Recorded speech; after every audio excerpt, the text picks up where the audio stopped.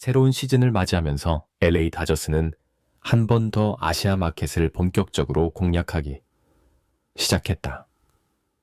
이전 시즌에 이미 오타니 쇼헤이 10년, 계약 7억 달러, 야마모토 요시노부 12년 계약, 3억 2,500만 달러를 영입한 이후에도 일본 프로야구의 새로운 스타, 괴물급 투수, 사사키 로키를 국제 아마추어 계약 보너스를 최대로 활용하여 영입했다.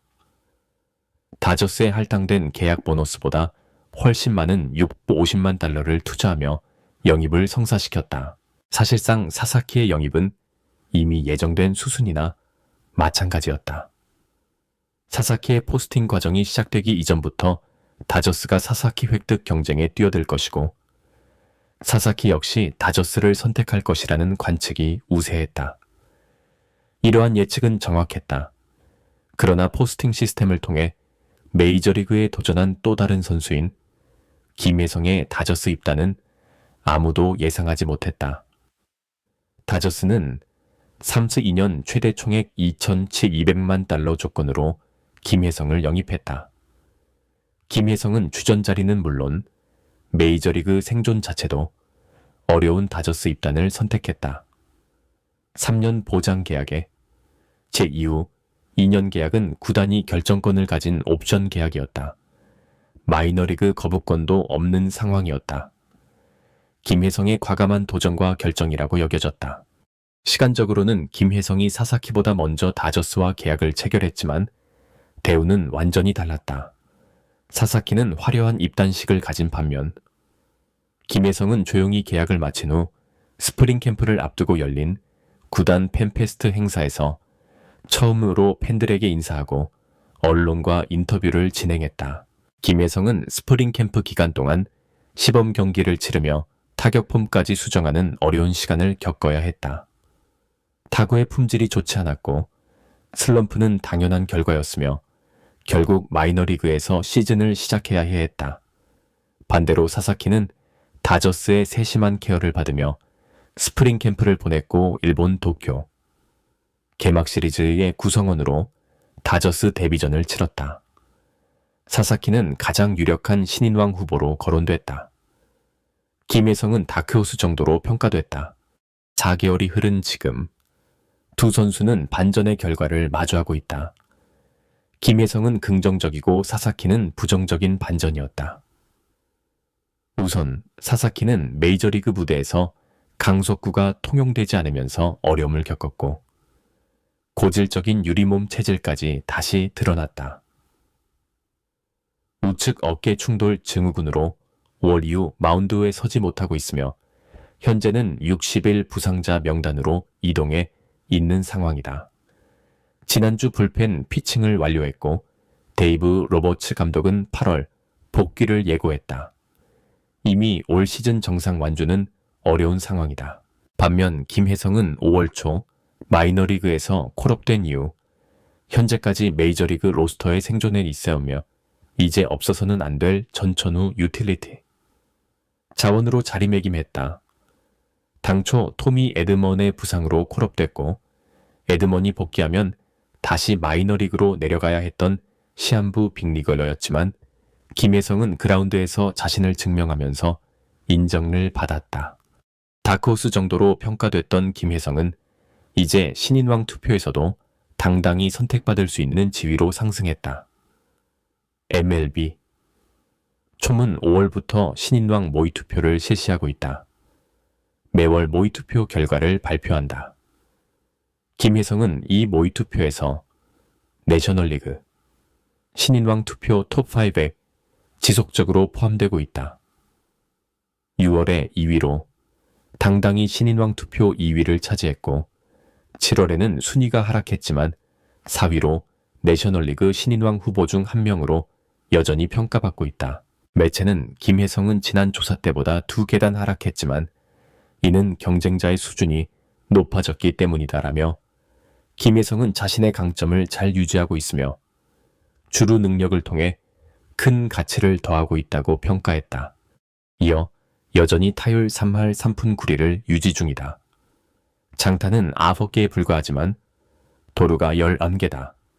또한 수비에서도 다재다능함을 보이며 이루수로 28경기, 중견수로 16경기, 유격수로 18경기에 출전했다. 라고 덧붙였다. 아울러 현재 김혜성은 동료들의 부상 공백으로 입지가 넓어지고 있다. 이 점도 신인왕 경쟁에서 좋게 작용할 것으로 내다봤다.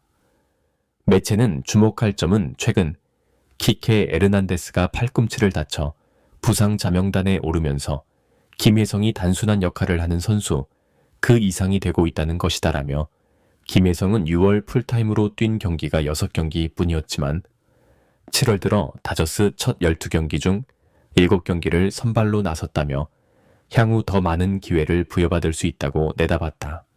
매체가 언급했듯이 키케 에르난데스의 부상이 김혜성의 출장 기회를 더 가져다주고 있다. 이제 플래툰이 아닌 풀타임의 길이 보이고 있다. 과연 김혜성의 후반기는 풀타임 출장으로 가득할 수 있을까? 김혜성의 성공 스토리는 단순히 개인적인 성취를 넘어서 한국 야구계 전체에 큰 의미를 가진다. 포스팅 시스템을 통해 메이저리그에 도전한 한국 선수들 중에서 김혜성처럼 예상을 뛰어넘는 성과를 보여준 경우는 드물다. 특히 다저스라는 월드시리즈 우승 후보 팀에서 자리를 잡고 있다는 점은 더욱 주목할 만하다. 김혜성의 유틸리티 능력은 현대 야구에서 매우 중요한 요소다. 여러 포지션을 소화할 수 있는 선수는 로스터 운용에 있어 구단에게 큰 도움이 된다. 특히 부상이 잦은 시즌에서는 이런 선수들의 가치가 더욱 부각된다. 김혜성은 이루수, 중견수, 유격수를 모두 소화하면서 다저스 코칭 스태프들에게 깊은 인상을 남겼다. 타격 면에서도 김혜성의 발전은 눈에 띈다.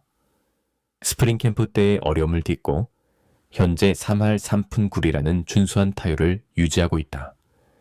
비록 장타력은 아쉽지만 11개의 도루를 기록하며 주루 플레이에서 큰 가치를 보여주고 있다. 이는 현대 야구에서 점점 중요해지고 있는 요소 중 하나다. 반면 사사키의 상황과 엉카사각은 아쉬움이 크다.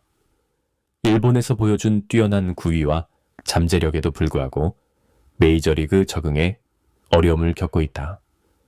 특히 부상 문제는 그의 커리어에 큰 걸림돌이 되고 있다. 하지만 아직 어린 나이이고 재능이 뛰어난 만큼 충분한 시간을 갖고 적응한다면 좋은 결과를 낼 수 있을 것이다. 다저스의 아시아 선수 영입 전략은 계속될 것으로 보인다. 오타니, 야마모토, 사사키에 이어 김혜성까지 아시아 선수들이 다저스에서 중요한 역할을 맡고 있다. 이는 단순히 실력뿐만 아니라 마케팅적 가치도 고려한 결과다.